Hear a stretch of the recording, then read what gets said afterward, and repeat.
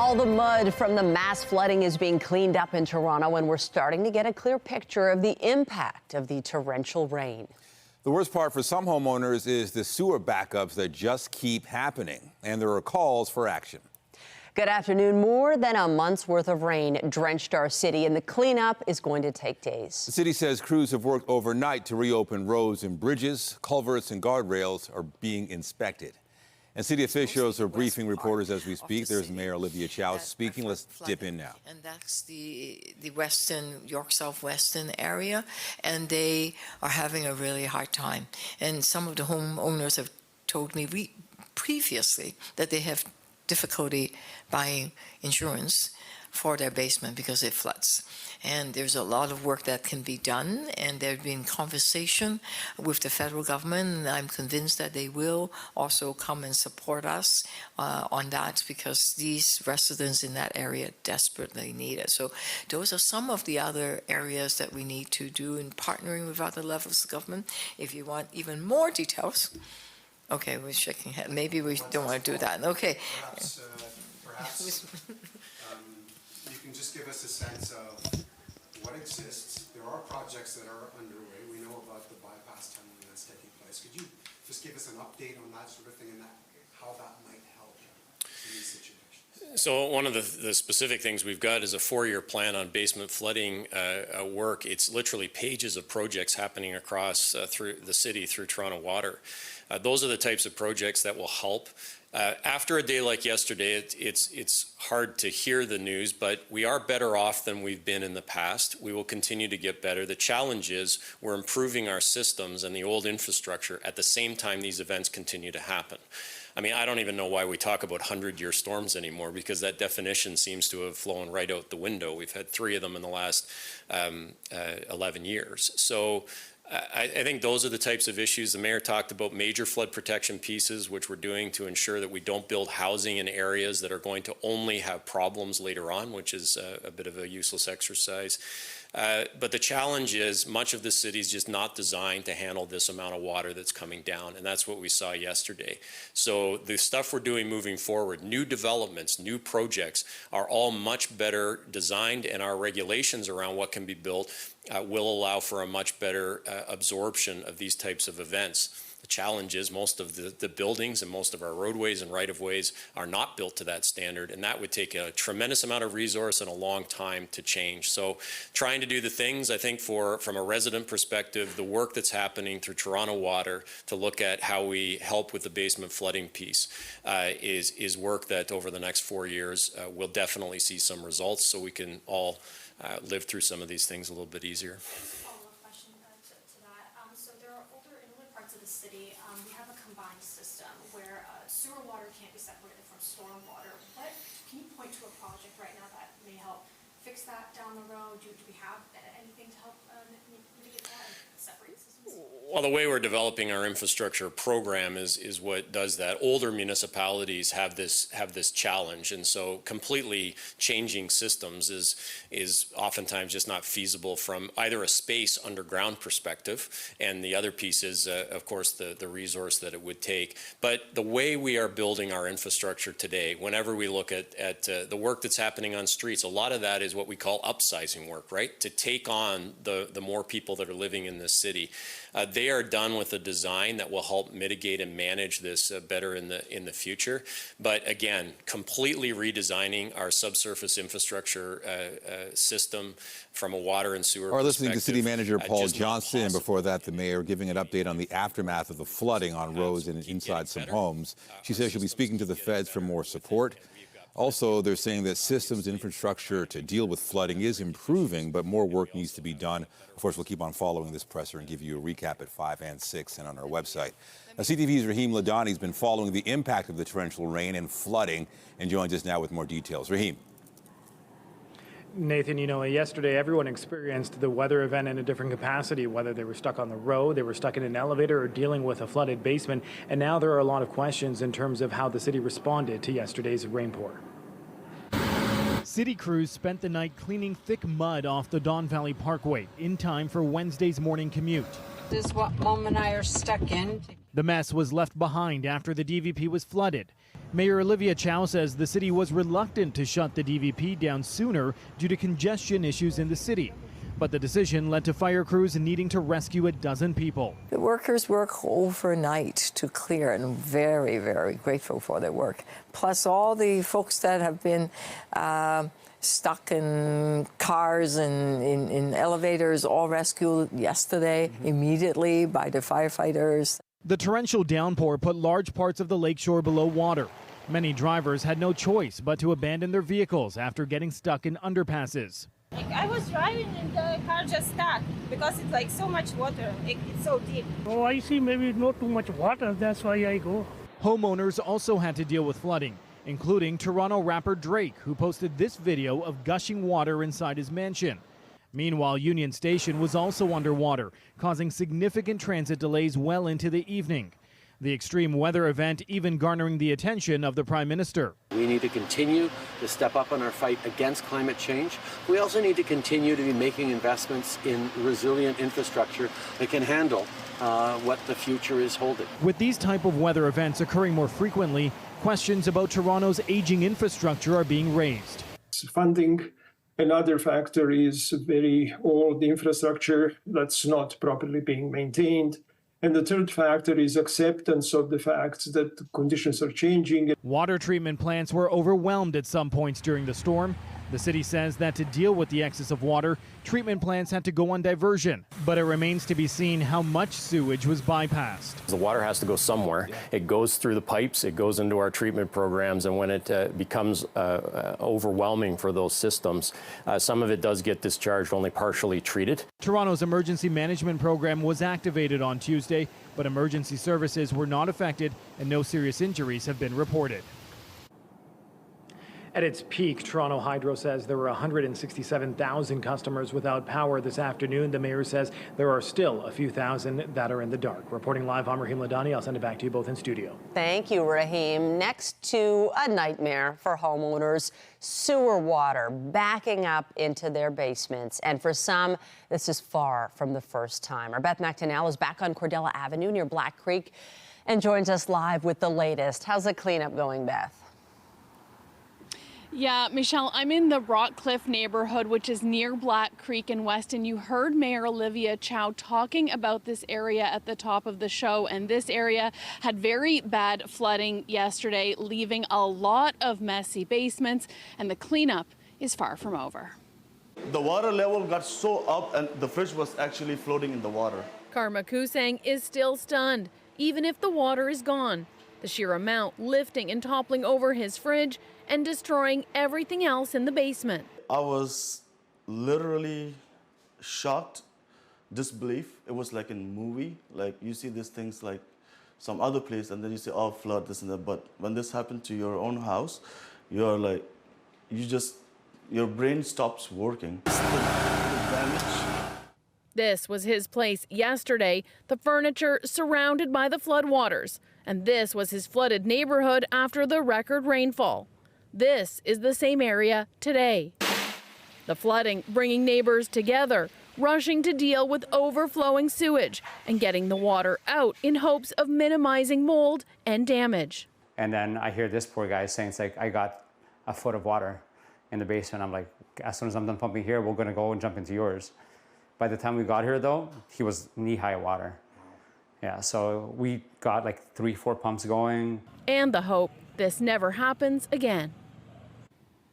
The city says crews are available 24/7 to help with these basements. People can call 311. The local councillor says the underlying infrastructure issues are being addressed here and work has begun to fix this problem. She also says grants of $7,500 are being made available. This is not the first time homeowners in this area have had to deal with a cleanup like this.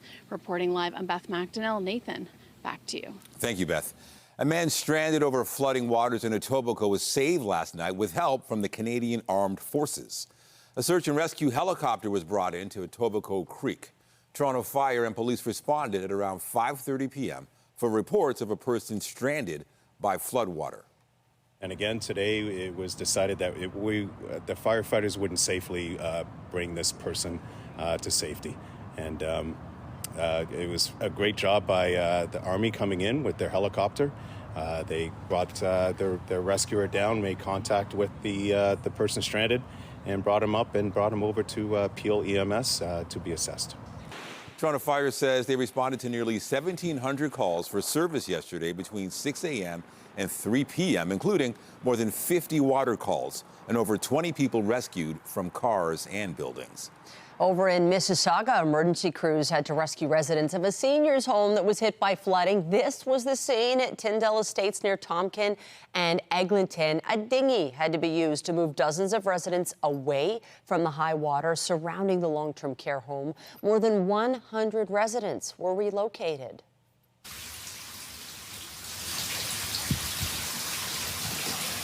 And that's not right. More flooding in Mississauga. This was inside a home on Russet Road where water completely submerged the basement and turned the streets into rivers. Homeowner Marissa says this is not the first time this has happened. In 2013, we were hit really hard again with the flood, and today it was the same water that flew over here from the hydro field. I'm a little bit shaken still. So we rushed out of our homes. Residents say they're frustrated over delays in construction to upgrade the drainage pipes in the area. And high-end neighborhoods have also been affected by the flooding. Drake posted this story on his Instagram account. It shows water flooding into his home with the caption, "This better be espresso martini." Now, it's not clear if the video is from his Bridle Path home, but just one of many videos shared on social media. Now to the Greenwood TTC yard, where the Prime Minister making a stop this morning. It's an announcement aimed at helping with transit funding. CTV's City Hall reporter Natalie Johnson joins us now live with more details on this. Natalie. Hi, Nathan. Well, one of Mayor Olivia Chow's transit priorities has been to procure new subway cars for Line 2. We know that the 55 trains that run along that route are nearing the end of their useful lifespan, which ends in 2026. But the TTC has been short hundreds of millions of dollars in order to purchase new ones. The city has committed 1/3 of the cost, as has the province, but the city has been waiting for Ottawa to come to the table with about $750 million in funding to make it all happen. Well, some promising news on that front today. The Prime Minister and the Deputy Prime Minister here with the Mayor of the Greenwood TTC yard, touring the facility and talking about a new transit fund that will be available for municipalities to apply to in the ballpark of $3 billion a year countrywide. This will be an opportunity for Toronto to officially apply for the funding to purchase those new subway cars. The Prime Minister was speaking to employees here and received a question directly from one of them about whether this would mean new subway trains for Line 2. Here's what he had to say. New train anytime soon. That is an ongoing conversation. I was just chatting with AJ about that.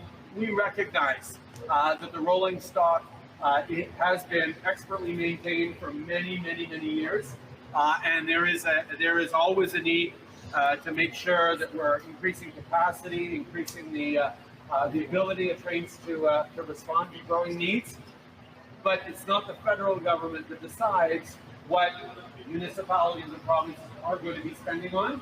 We're there to be a partner on their priorities, as long as they fit within a plan that makes sense. The decisions around that is done much more at the provincial, regional, and municipal level. The mayor's office calling this a significant development in the city's ability to bring new subway trains to Line 2, saying the mayor will be making the application to this new transit fund immediately and is hoping to hear back from Ottawa right away in order to get this new fleet on order. Reporting live at the Greenwood TTC yard, I'm Natalie Johnson. Michelle, over to you. Thank you, Natalie. And still to come on CTV News at noon, an update to share with you on the LCBO strike. Both sides are back at the bargaining table today. What might this signal? But first, a look at the forecast. The cleanup continues around the city after all that rain yesterday, but you would hardly know anything happened if you were out of town and arrived today. Sunny skies and a typical looking summer day. Jessica Smith is here with a look at the current conditions. Hey, Jess. Hey, it's a beautiful start to the day. And again, like you mentioned, it's almost like yesterday never happened, but it absolutely did. We set a brand new record for July 16th. The previous one around 25 millimeters in one day. Obviously, we far exceeded that. And we're looking at over a month's worth of rain in just one day. Through Pearson, we saw about 122.9 millimeters. Through the downtown core, 121.3. Through the island, 113.5. That is not insignificant, and that is what has resulted in just so much damage. The good news is we are dry relatively over the next few days, so as people continue to clean up, as the city continues to clean up, we're not dealing with more heavy rain. We're holding on to a decent amount of cloud cover to get the day started. We'll see more sunshine, though, into the second half of our day, along with a chance of a light pop-up shower. By no means anything like what we saw yesterday. Temperature-wise, we're sitting at 25. It feels like 27, a noticeably cooler day. We get a bit of a northwesterly flow to the wind, so that's helping to take that edge off with all of that heat and humidity. It changes, though, as we head into the coming days. We bounce back towards a much more seasonal point, but for the most part right now, around the Golden Horseshoe, we're in the low to mid-20s. The humidex is a factor, but it's not nearly as significant as it was yesterday afternoon. Coming up, I'll have a full look at your long-range forecast as we head in towards the end of the week. There is more high pressure moving in. A much more stable air mass is going to settle in for the end of the week. I'll have those details in a few minutes. Right now, it's back over to Michelle and Nathan. Thank you, Jess. And we're following breaking news out of Brampton this afternoon, where a man has been seriously hurt in a shooting. This happened around 9:30 on Indy Heights Drive near Kennedy and Mayfield. Police say the victim was rushed to hospital with critical injuries. Video from the scene showing bullet holes in the window of a truck parked in front of a home. Peel police say the suspect or suspects fled in a vehicle, but there is no description to share with you at this point. We'll continue to follow this developing story. Now, this all comes as Peel Regional Police announced they've carried out the largest ever seizure of illegal firearms in the service's history. 71 guns were seized as part of Project Chrome, an investigation into illegal international guns and drug trafficking. Each one of these firearms that you see before you represents a victim, other firearms offenses, other crimes, and countless harm to our community that we just cannot quantify or qualify. Police said they arrested 10 people in connection with the project. Now they're charged with a combined 185 criminal code offenses related to the trafficking of guns and drugs. $1 million worth of drugs and quantities of ammunition were also recovered. Now to the update on the LCBO strike. Both sides are back at the bargaining table today. Our Sean Leathong is covering the story, and he brings us the very latest. A little bit of positivity today, Sean. Certainly there is, Michelle and Nathan. You can see the workers behind me. We are at a licensee fulfillment center in Mississauga, and I'm going to show you what they've been doing so far. I just step out of frame. You can see several trucks lined up along the road here, and the workers are slowing those trucks as they go through because they're trying to slow down anybody who is doing business with the LCBO. Some of the workers I spoke to today said that they are a bit optimistic that the two sides are back at the bargaining table, and hopefully they want a way to bring an end to this 12-day strike, because many of the people here say they just want to get back to work. Now, Premier Doug Ford was also reached today at his Premier's meeting in Halifax, saying the very same thing. So it's really up to what they can get done at the bargaining table. And as this strike goes on, we've seen at some grocery stores and some bars that they are getting low on their supply. So I'm sure there are some consumers who want that as well. But we got a clip from the Premier just a little while ago. But first, I spoke to one of the workers on how they feel about the two sides being back. We're not here for It's like a half needle, half truck. thorn in the side of Ontario summer. We're trying to get back, want to get back to work. Most people out here want to get back to work. They have to. But at the end of the day, people getting at a table. Hopefully Dougie shows up from his trip out to Quebec with all the premiers and, be a man. Hopefully we can get this done. We've offered benefits. We've offered a pay increase. We've offered full-time, part-time folks, full-time opportunities, over 400 of them. And so hopefully we can get this done. But I just got to thank the frontline LCBO workers. When I talk to them, they're so polite. I always say, they tell me their stories. It hits you in the heart, and I just want them back to work. And they want to get back to work, every one of them. Now, just out today, there was a Leger poll which polled 600 Ontarians who said that less than a third of them want the government to intervene in this strike. About half of them do believe in what the workers are going for, those increased wages and more full-time opportunities. But people generally do not like the fact that the LCBO is closed right now. Reporting live, I'm Sean Leathong. I'll send it back inside. Thank you, Sean. Meantime, today, Premier Doug Ford said he's looking for a deal of a different kind with Ottawa when it comes to health care funding. The meeting of Canada's premiers wraps up today in Halifax as Ford outlined some of his priorities. It's a real team effort, Team Canada effort in there. We really have to focus on issues like health care.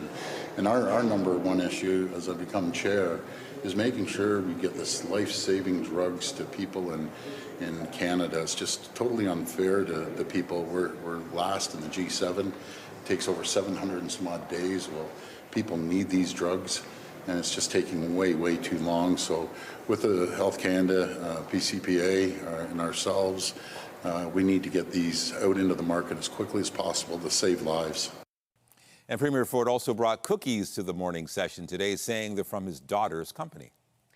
Below the border in Milwaukee, Donald Trump's newly nominated running mate will introduce himself to a national audience tonight. Ohio Senator J.D. Vance will deliver a speech at the Republican National Convention. The 39-year-old's address will be his first as the vice presidential nominee. Trump will speak Thursday on the final night of the convention. Last night, a former rival took the stage to throw her support behind the former U.S. president. Take it from me, I haven't always agreed with President Trump. But we agree more often than we disagree.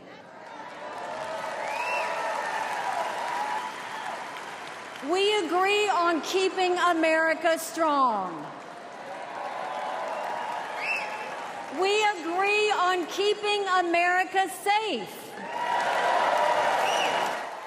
Haley told delegates Trump has her strong endorsement. Just months ago, you'll remember the former South Carolina governor called him toxic and a magnet for chaos. CTV News chief political correspondent Vashi Kapellos is at the convention. She has more on Haley's change in tone. It was almost surreal watching it, I have to say, because Haley and DeSantis were back-to-back. But in addition to them, you also had Marco Rubio and Ted Cruz, who are very high-profile Republicans who at one point or another, particularly over the last 8 years, have been critical of Trump. I mean, during her campaign to become the nominee, she wouldn't even say if she was going to endorse Trump. So the degree to which she did so last night, and it actually was pretty well received. I thought she might be booed because they booed Mitch McConnell a few days ago, or Ron DeSantis might be, but the audience was super receptive because she was doing exactly that. She was kissing the ring. I know that Donald Trump called her, she said, and asked on Sunday after that shooting for her to come and deliver that message. But it didn't take away from how surreal it was to watch somebody who had basically said he was unfit to lead the country now say he is the only person fit to lead the country. And CTV's Scott Hurst has been monitoring the convention closely. He joins us now live as well. Scott, from your standpoint, what were the highlights of day 2 of the RNC? Michelle, adding to what Vashi said, what appeared to be cracks or fractures in the Republican Party are no more, as multiple former rivals and some very bitter, specifically Nikki Haley, are now throwing their full support behind the U.S. president. And those really were the highlights, particularly the speech from Nikki Haley. And she wasn't particularly speaking to the crowd at the RNC, as we've seen with many of the speakers there and the announcement of J.D. Vance, as well as the vice presidential nominee. It really has been a coming together of the party in Milwaukee. Nikki Haley was really speaking to Republicans far and wide, many who have supported her, delegates who have supported her, as she was a bitter rival to Donald Trump. And she at one point wouldn't say if she was going to throw her support behind Donald Trump. So the people in the crowd obviously gave her quite a good reception when she threw her support behind the former president and current official Republican nominee. But speaking to those Republicans who may not follow the process as much, or the delegates who had supported her, that is who she was really trying to reach and have them come together behind Donald Trump and really come together as one party. Let's talk about what's happening today, and we touched on it a little bit.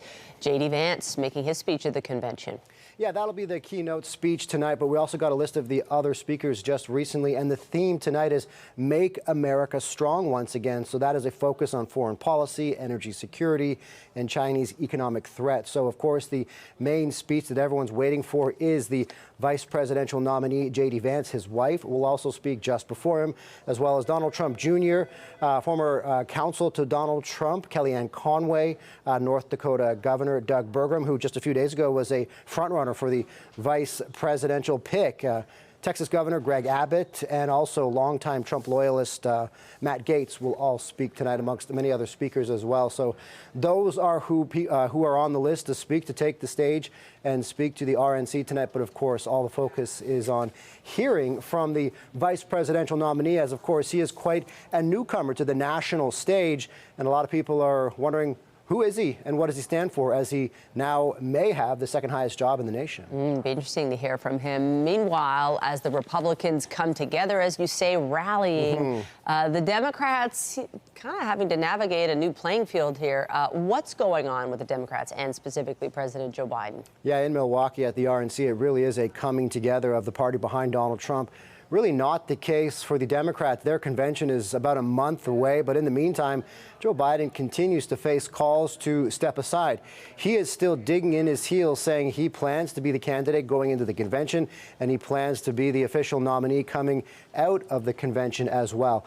Now, the calls for him to step aside may have been muted a little bit since the events of the weekend, since the assassination attempts on Donald Trump, but they haven't gone anywhere. They might have just been muted from the spotlight as the news cycle really turns to the attempted assassination and now the Republican National Convention. But there is still a big push behind the scenes and still a lot of uncertainty from Democrats in Congress and Democratic donors as well as to who actually will be put forward as the official Democratic nominee, as Joe Biden, as we said, is digging in his heels, looking for another 4 years at the White House. What a time in U.S. politics. CTV's Scott Hurst live for us today. Thank you. Thanks, Michelle. Jess.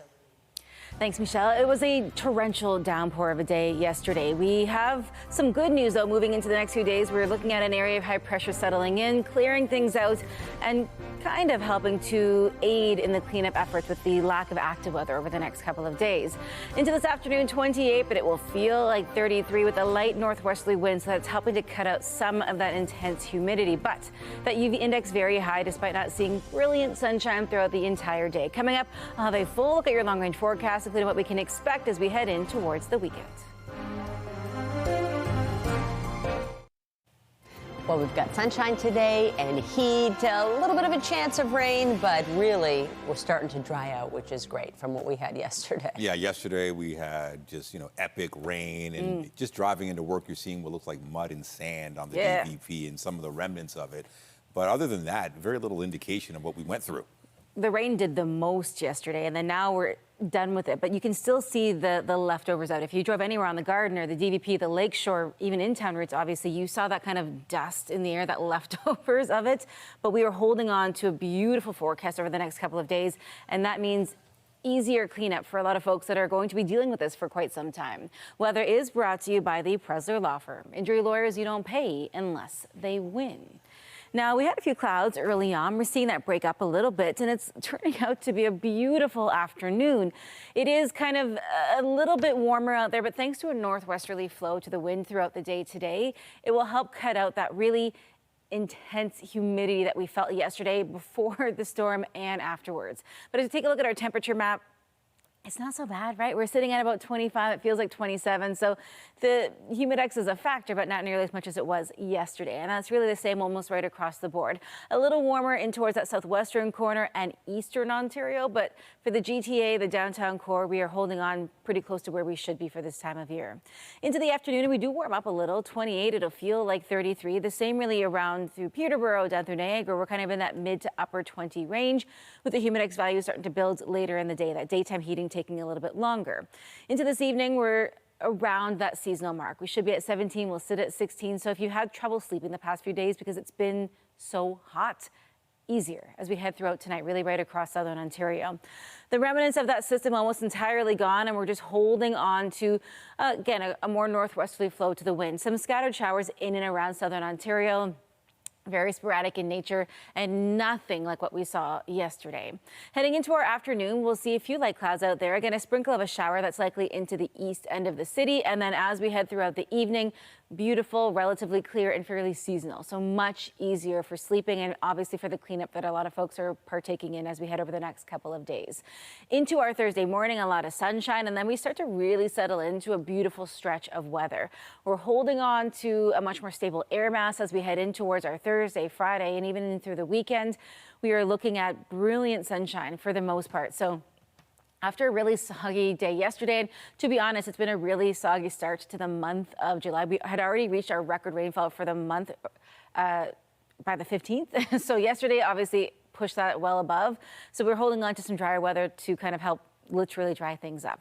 Into the day tomorrow, we're holding on at about 25. So we're a little below seasonal as we round out the week, but we hold on to that brilliant sunshine right throughout the end of the week. So something, Michelle, to look forward to as we continue to clean up and dry out. I'll send it back to you. Thank you, Jess.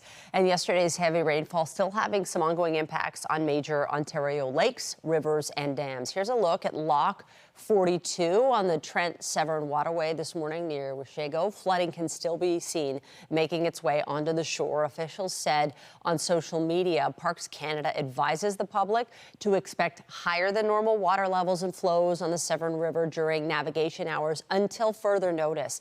In addition, flows will increase outside of navigation hours until further notice. And if you were hoping to take a dip in the lake today, you will want to rethink those plans. Officials say it is unsafe to swim at all of Toronto's public beaches, even where beaches aren't themselves flooded. Water quality readings from the city this morning show E. coli levels already exceeded or are soon expected to exceed the established standard of 100 parts per 100 milliliters. Still to come, a Canadian diplomat has a new $9 million home in Central Park, New York, and that's raising eyebrows among critics in Ottawa.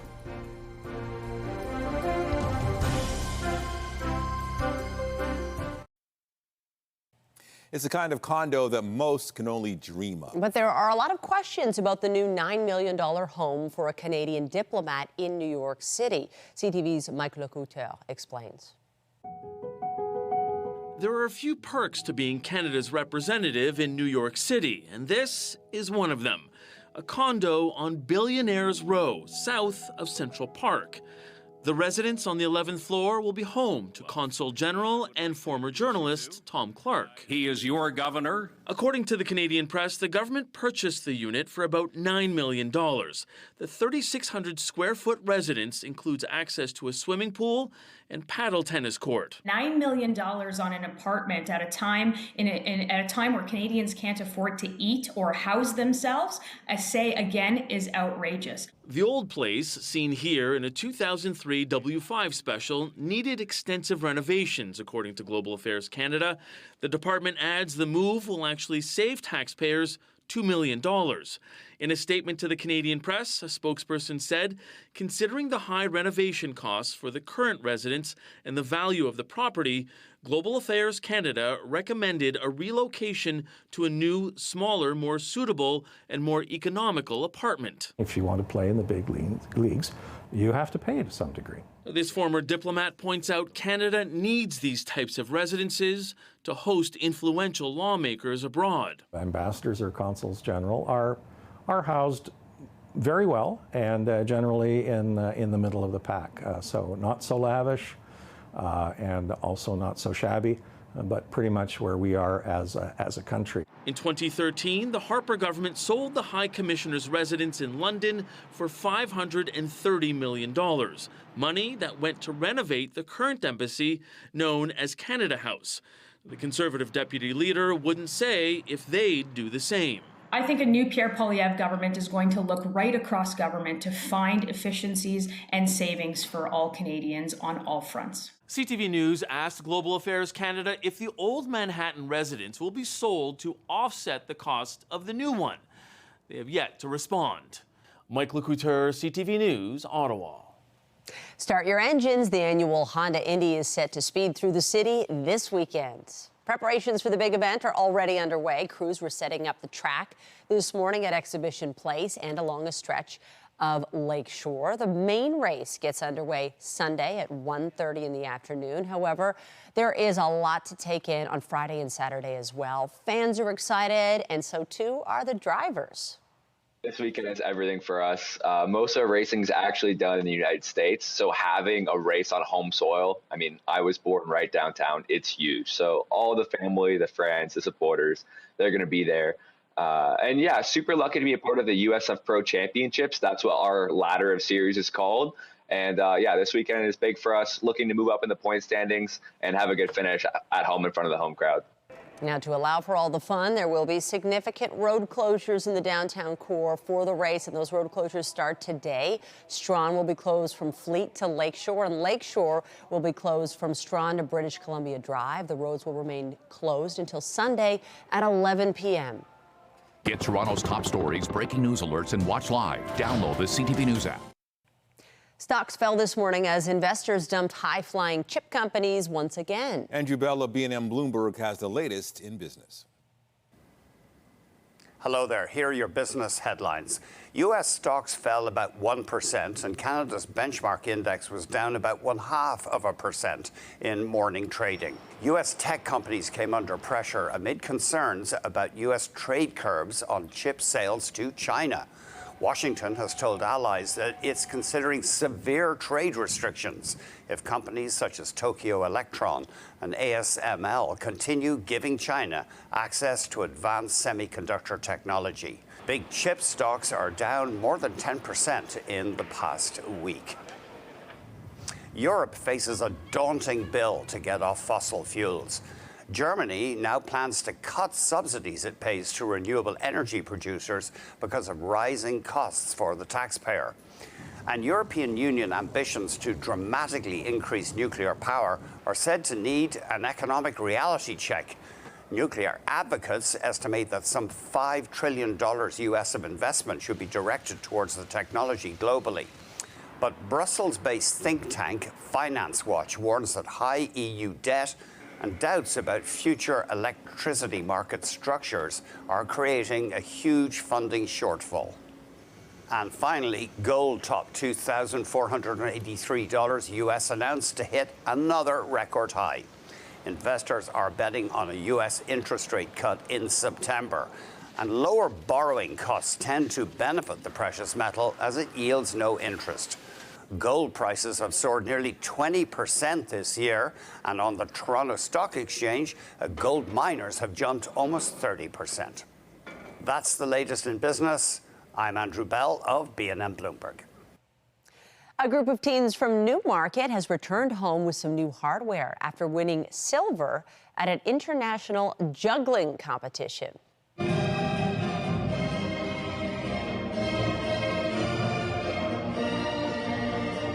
What you're watching here is the award-winning performance from Smile Group Canada.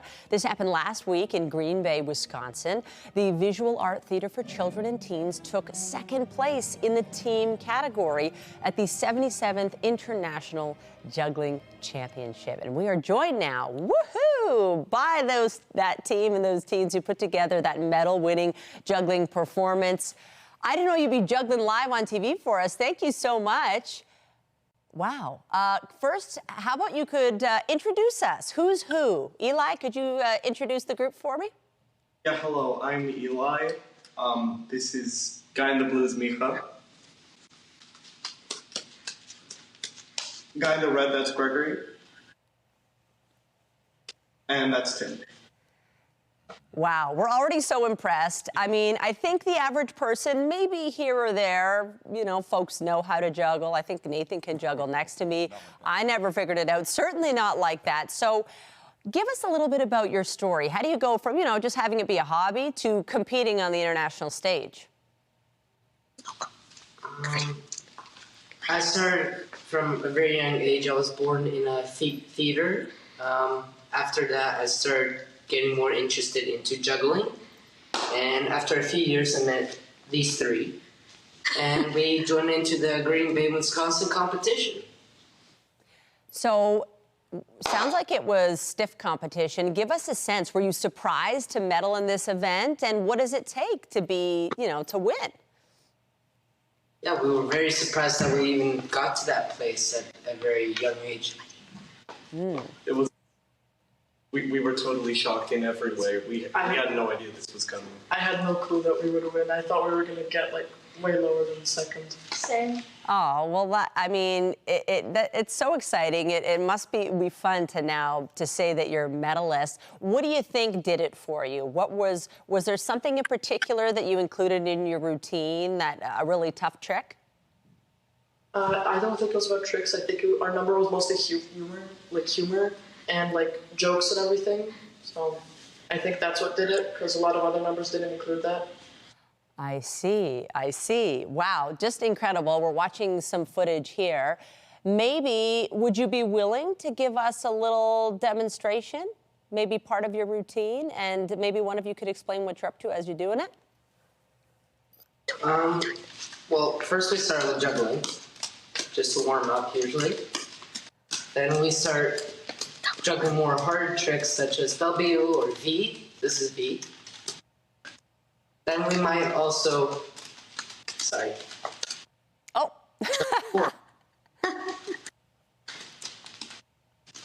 And then we haven't really reached that too, but we start juggling more and more juggling balls as we proceed through our journey. I imagine this takes a lot of practice. How much time do you put into this? And are we looking to take this, is there a next level in juggling? Yes, there is. Yes, definitely. I've been doing this for 6 years. I've been juggling most of my whole entire life. I started probably from a very young age, and in the future we might possibly get to 7 or 8, maybe even 10 juggling balls. Oh, wow. Well, we're so happy for you winning a silver medal. Any tips? No doubt there's some folks at home, maybe they're looking for a ball or an apple that they can maybe see if they can still juggle. What's your tip for someone who might want to try juggling? Because I'm convinced I'll never be able to figure it out.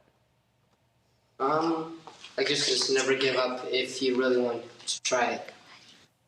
I love that. You need hard work and perseverance to juggle even 3 balls. It's just... I guess we just juggle, and later on we just go on YouTube and juggle even more tricks. Ah, I like what you said there. Yeah, now we have the advent of YouTube to maybe watch some tutorials. All right, well, guess what, folks? This is Smile Group Canada. That's all the time we have to chat with you today. Eli, Mika, Gregory, and Tim, congratulations. Can't wait to see what your group does next. Have a great rest of your summer. You too. You too. Bye. Still to come, we meet a man who juggles 2 jobs. He works behind the scenes at CTV and is now taking his talents to the big screen. Okay, that was good.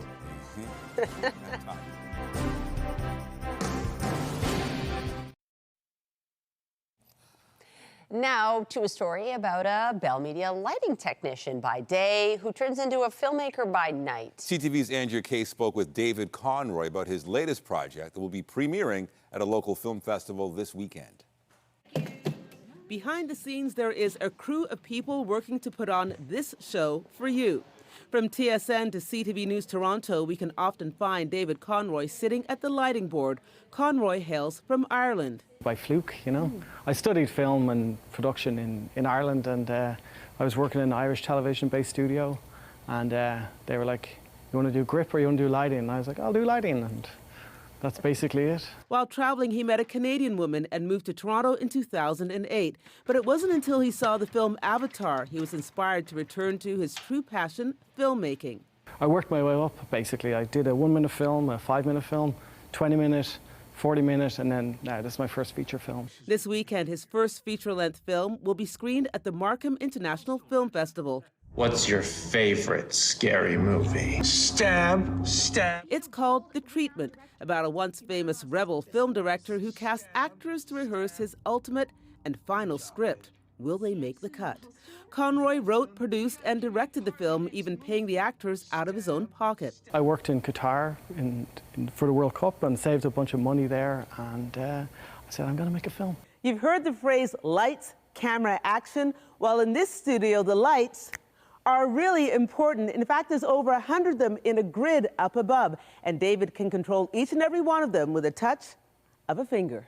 Or fingers. He's not quitting his day job just yet, and that's a good thing because here at CTV News Toronto, the show must go on. What's your goal? To leave us? Yeah, to have somebody hire me to make films. He's already working on his next film. His two daughters hope one day he'll cast them in one of them. Andrea Case, CTV News. All right, That's let's. us. Yeah, I was like, ooh. You want to go back to those jugglers? Weren't they something? Listen. Don't you want to see if you can juggle? There's no I have juggling many as a we speak. skill, but that is not one of them. Also, like, they didn't even look down. I'd be so focused on what I'm doing, and they're just having a conversation. But we were juggling all the rain yesterday. We got through it for the most part, but we are still cleaning up today. But the good news is, at least we're not dealing with more rain. So as we step in towards our afternoon, we get through the next couple of days, we settle into a really sunny stretch with high pressure holding firm. So it's kind of nice after what we had to deal with yesterday. Still some scattered showers around the province, but overall it is beautiful as we kind of step into the middle of the week. But temperature-wise right now, it's comfortable, guys, and I'll take it. All right. Thank you, Jess.